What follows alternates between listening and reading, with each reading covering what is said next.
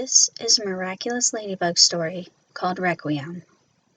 The final battle has begun raging through Paris as both sides fight with everything they have. Even with Ladybug's luck, not everyone will make it out alive. It was a beautiful day in Paris, not too hot and not too cold. There wasn't a cloud in the sky and the sun blazed down while a cool breeze passed through every so often, keeping the sun's rays bearable. On a day like this, many Parisians would be sitting in the parks or in the lovely plazas that litter France's most popular city. However, today wasn't most days. Today, the streets were filled with smoke and explosions as the final battle between Hawkmoth and Paris's favorite superhero duo raged through the city. At the moment, there was a lull in the battle, an almost intermission. Hawkmoth had taken a blow from Chat that had done massive damage, as Ladybug managed to shatter the cane he was using to control the people and the Akuma. The superhero duo could practically taste victory when Hawkmoth had pulled a fast one on them. He had released all of his minions back to their normal states, and at once turned the accumulated purple butterflies into a firestorm of explosions. Both Chat and Ladybug had pulled several people out of harm's way, and worked as a team, returning one and turning to attack and block as the other saved more people. Exhaustion pulled at them both, and the Miraculouses were soon going to wear off. Eventually, they finally drove Hawkmoth back, as he launched one last attack from the distance. Ladybug had saved him. She had saved him and two children, using her yo-yo to catch them as the buildings crumbled beneath their feet. Unfortunately, that meant that there was no one and nothing to save her. "Ladybug! Ladybug, please, answer me!" Chat cried as he slid down a chunk of concrete. His Miraculous beeped at him again, and then suddenly, from within his mind, Plag said, "She's here! Keep going!" Chat moved faster, his transformation wearing off as he leapt to the ground. For a brief moment, as he dropped those last few feet, he spied her, a flash of red in a sun-drenched patch of the floor. He hit the ground hard, crumpling into a heap of pain, before forcing himself back up to his feet once more. Limping around the last bit of wreckage, Adrian stumbled to a halt, gasping. She was lying in a puddle of blood, not as Ladybug, but as Marinette, and somehow that made it so much worse. "Marinette!" he sobbed, dropping to his knees as he made it to her side, reaching out and brushing a gentle hand over her cheek. Tiki floated up off her chest, and Adrian swallowed hard as he saw the tears in her Kwami's eyes. "She held on," Tiki whimpered.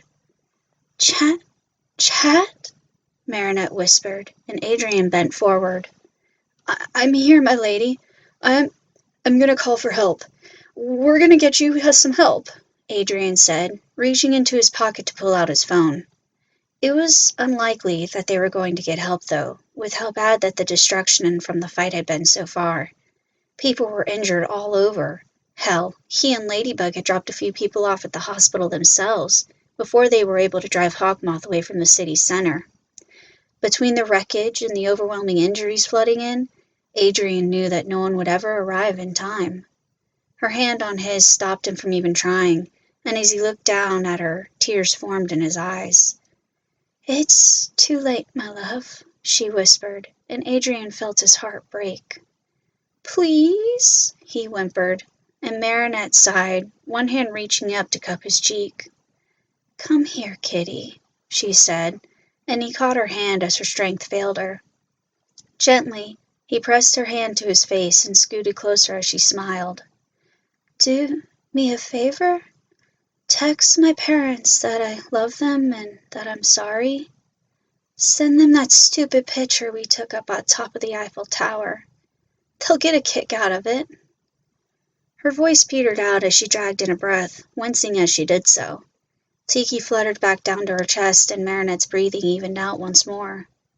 "Oh, okay," Adrian choked, his tears flowing freely as he pressed his free hand to her face, while Plag settled on his shoulder. "I'm sorry, Adrian," she whispered, and he sobbed, wanting to pick her up and hold her, but he didn't want to cause her any more pain. Marinette could tell, and in her final moments she couldn't imagine wanting to be anywhere else. Knowing he couldn't refuse her, she whispered, "Hold me?" "Please, don't leave me," he whispered, the words torn from him in a heart-wrenching gasp as he gathered her into his arms. "Adrian, I'll always be with you. We're a team. I'll wait for you," she managed, and somehow she placed her hand into his, opening hers so that two small objects fell into his palm. "I'll be right there beside you, Kitty." Her voice was getting weaker, and Adrian clung to her. "Marinette, please," he whispered again, his tears falling to her face as tears formed in her own eyes. Tiki hummed softly, glowing and giving her the strength she needed, and Marinette relaxed with a sigh in his arms. "You were the best partner ever. I love you, and no matter what, I will always find you. We're two halves of the same whole. I'll see you again." Her bright blue eyes locked with his green ones as she said those words, and Adrian felt his heart swell. Sniffling, he knew he had to be brave, for her, if nothing else. Even though the tears were running down his face, and he felt as if he were being torn apart on the inside, Adrian leaned forward to press a gentle kiss to her forehead. "Good night, then, Princess. Your knight will follow you soon." A tired smile lifted her lips. "Best good-night kiss ever," she whispered, her eyes sliding closed as a final tear escaped to fall to the floor. No more words were uttered between them as she took her final breaths, and Adrian felt himself shattered down to her very soul as her heart stopped. Sobs broke the silence as Adrian held Marinette's broken body to him, ignoring the blood that stained his clothes. He wasn't ready to let her go yet, and as he heard an explosion deep within the city, he knew that he had to. He still had a job to do, and he opened his hand to stare down at the two earrings that he held. Earrings Marinette had given him, and he knew what needed to be done. "Adrian, if you get to a hospital now, you'll be okay," Blag whispered, tears in the tiny Kwame's eyes. Adrian shook his head once, only to stop because it made the room spin. "He knows who I am. It's too late for that. Marinette. Ladybug. She gave me her Miraculous. Can I use you both at once?" "Yes," Tiki sniffed, floating up to hover just before him. "But right now, we're both exhausted, and so are you.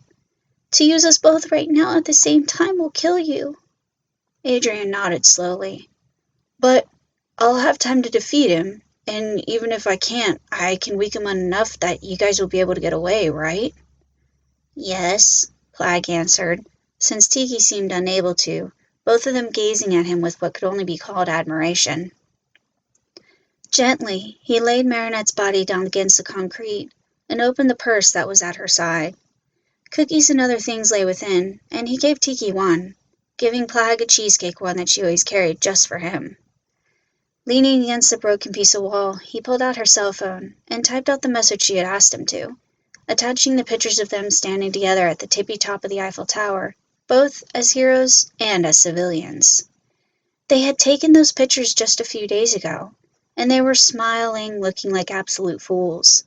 The Kwamis were in the civilian ones, grinning just as goofy as their wielders.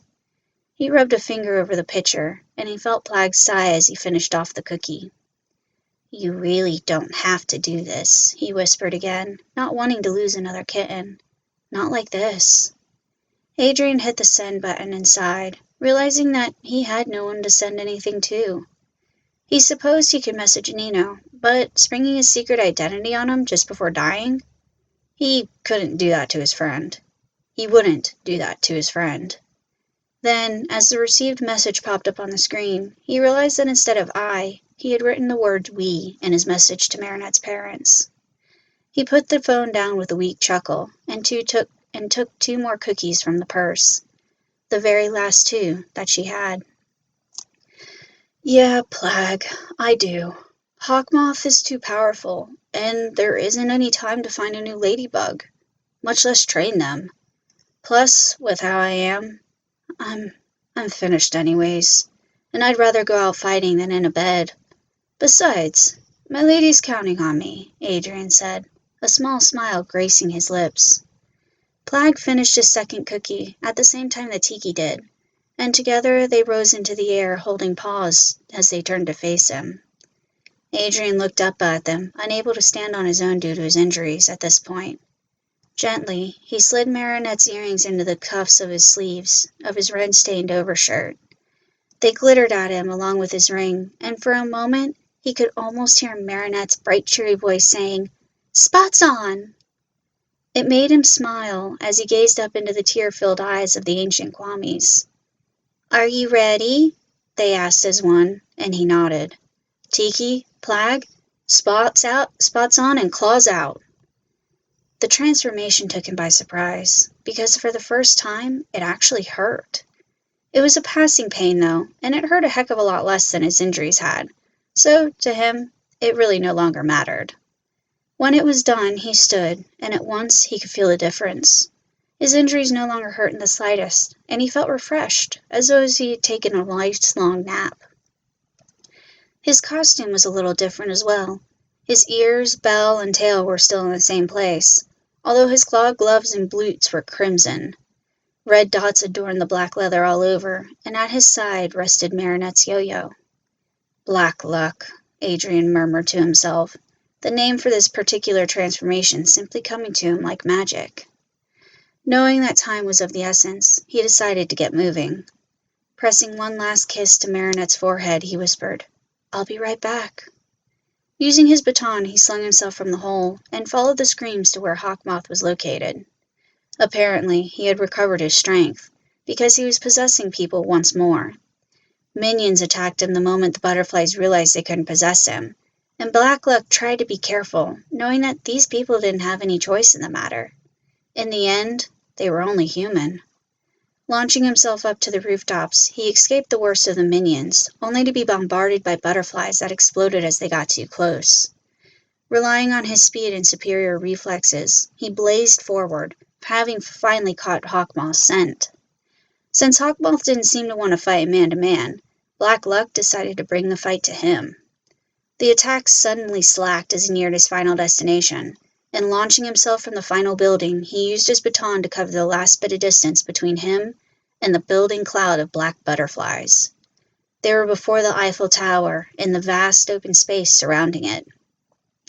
Black Luck smiled fondly at the beautiful space before him. All of his memories of this place were wonderful. From the time he had spent there with his mother to the time that he was here with Ladybug and Marinette, this place held a special piece of his heart. It seemed only fitting for the final battle to take place here. Hawkmoth stepped from the cloud of butterflies before him and paused, eyes going wide.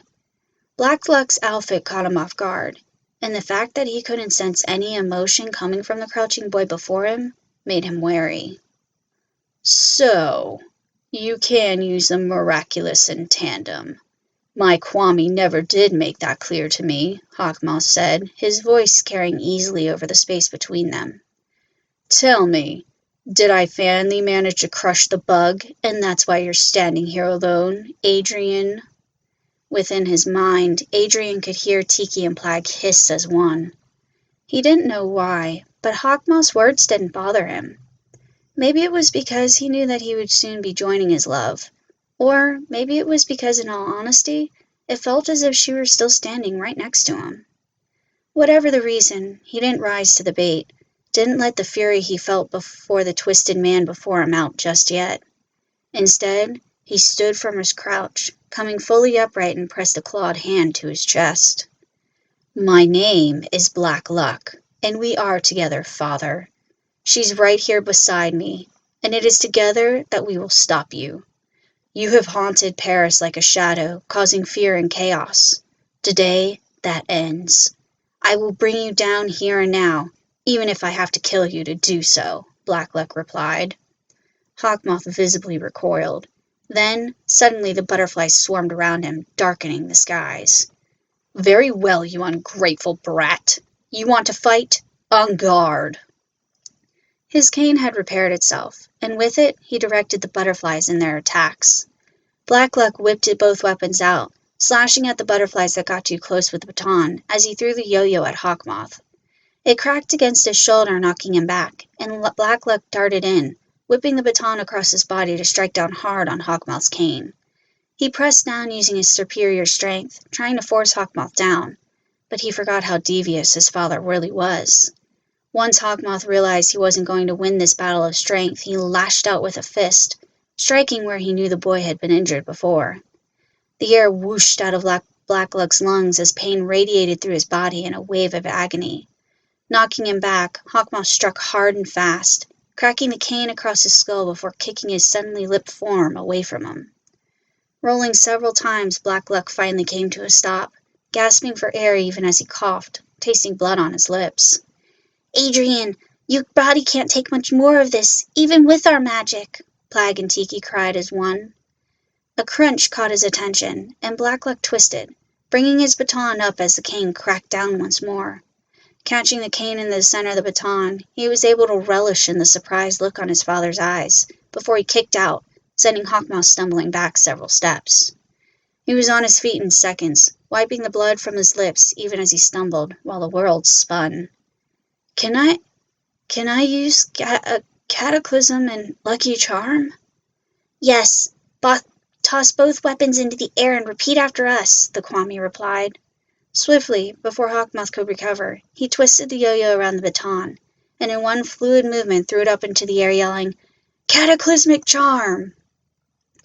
Black light studded with red stars coalesced in the air, and from it, a black-bladed sword with red polka-dotted hilt fell into his hands.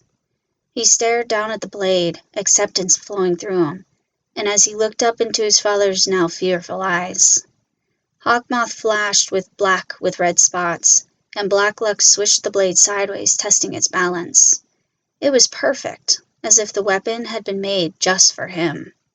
With a smile that held no amusement whatsoever, he lifted the blade back up to eye level, maintaining eye contact with his father the whole time. "On guard indeed," Black Luck said, and launched himself at Hawkmoth. They came together with a crash, with Black Luck striking a bewildering set of blows that Hawkmoth barely managed to keep up with. Swiftly disengaging, Hawkmoth leapt back, sending butterflies in to take his place. Black Luck dodged, twisting to the right as butterflies slashed past him, scoring marks across his suit and cutting through to his skin. Slashing down as he spun, he whirled the sword to block the ones that would have scored direct hits, then lunged forward once more, unwilling to let so much distance become between him and Hawkmoth. Raising the cane, a swarm of butterflies followed the tip, creating a living barrier of purple flashing wings between them, as Hawkmoth looked for a way to escape. Black Luck dove into the heart of the swarm, knowing that it was the fastest way to Hawkmoth, and knowing that he would never expect an attack like that. It was a stupid idea, but he had always followed through with stupid ideas, usually with Ladybug yelling at him the whole way. This was the first time her voice was absent, and the silence cut him deeper than the butterfly wings that slashed at him from all sides. He cried out, filling that silent void, even as he heard the Kwamis in his mind yell his name. Still, he moved forward, able to sense rather than see Hawkmoth's form. With a final yell, he threw what little strength he had into his legs, bounding forward with a lunging strike that Hawkmoth never saw coming. White butterflies burst away from them, 2 figures standing in the empty plaza, looking as if they were embracing. The taller man coughed suddenly, the sword having embedded itself into his chest up to the hilt.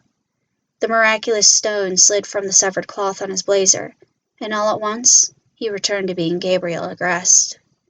Black Luck stared into his eyes as they glazed over, and managed, "I'm sorry, Father." Gabriel didn't reply as he slid to the ground, the sword pulling free, and Adrian wasn't even sure that he had heard him. After a moment, his own legs gave out, and Adrian hissed as suddenly as he realized how cut up he was.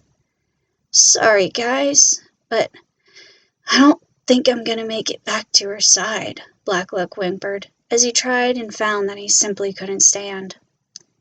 I can help with that," a small voice said, and Black Luck blinked, eyeing the new Kwami before him. It came forward and placed the miraculous in his free hand. "Just stay still," it whispered, and white butterflies floated around them, growing in numbers as they gathered. Somehow, Blackluck managed to keep a hold of the sword, and he sensed more than saw that they were moving. It didn't take long to reach the place where Marinette lay, and as the butterflies set him down on his feet, he just barely managed to retain his balance. Stumbling forward a single step, he embedded the blade into the ground next to where she lay, blinking rapidly since he could hardly see as he braced himself on the sword. It was the only thing keeping him upright, and knowing that he didn't have any time to waste, he called, "Destructive cleanse!" Black light studded with red stars swept away from him as his body hit the ground, and the combined transformation wore off at the exact same time.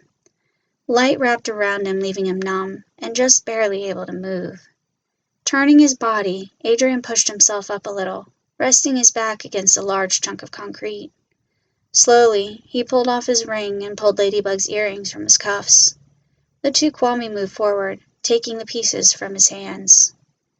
"It's been one hell of an adventure, you guys," Adrian said. "You were one of the best kittens I've ever had," Plag said, nuzzling his cheek in a rare show of love and affection. "Thanks, Plag. I'll miss you guys. Maybe we'll meet again someday," he whispered, and looked to his side where the love of his life rested. Marinette lay beside him looking peaceful, like she was simply asleep, and using the last of his strength he pulled her up into his arms. "Paris is safe, milady," he whispered, resting his head on hers. "We did it, my love." He wasn't in pain as his eyes slowly closed on his own in their accord, and his body shut down. In fact, it was like going to sleep. A nice, peaceful sleep. "Silly kitty, are you going to sit there all day?" Marinette's voice whispered through the darkness. Blinking, Adrian opened his eyes to see Marinette bending forward, one hand held out to him. He smiled and took it, whispering, "You waited for me." "Always," she answered, pulling him to his feet. "We're partners. I'd never leave you behind." "I will follow you until the end of time, my lady. I love you, Marinette," Adrian murmured, wrapping an arm around her as they walked forward. "I love you too, Adrian," Marinette sighed, leaning her head against his chest as they moved on. "Let's go home." 1 year later. It was a beautiful day in Paris, not too hot and not too cold. There wasn't a cloud in the sky, and the sun blazed down, while a cool breeze passed through every so often, keeping the sun's rays bearable. On a day like this, many Parisians would be in the park, or sitting in the lovely plazas that littered Florence's most popular city. However, today wasn't most days. Today was the anniversary of the final battle between the heroes Ladybug, Chat Noir, and the evil villain Hawkmoth. The battle was already legendary, and even though neither hero was ever seen again, it was believed that somehow they managed to combine to amplify their powers to beat Hawkmoth. This left many people believing that they weren't even human, and never had been in the first place. For most of the people of Paris, it was a day of celebration, complete with parades and parties that lasted long into the night.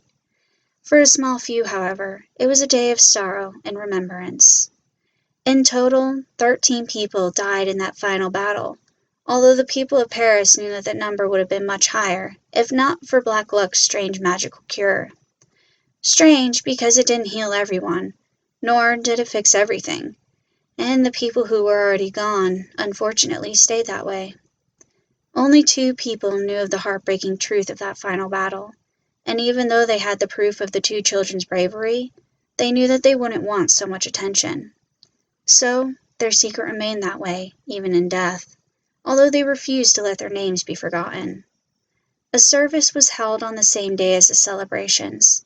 It was small without pomp and circumstance, just a few close friends and family members attending. Candles were lit, words were spoken, pictures were shared, and tears were shed. There were small services like this scattered throughout Paris, although this one was special, because it captured the attention of 2 small Kwamis. The 2 creatures watched from a hidden cubby, holding each other close as they mourned their chosen. They were the best of them, Plag sighed, holding Tiki close as pictures of Marinette and Adrian flashed up on the screen. Sometimes they were separate in pictures, and sometimes they were together. But in all of them, they were laughing, looking full of life and joy. They were so young and so brave, Tiki replied, feeling tears roll down her tiny cheeks. Plag nodded. They saved everything. They were heroes. Heroes, Tiki agreed. Their respects paid, the two Kwami moved away from the service, and together they flew off into the bright blue sky.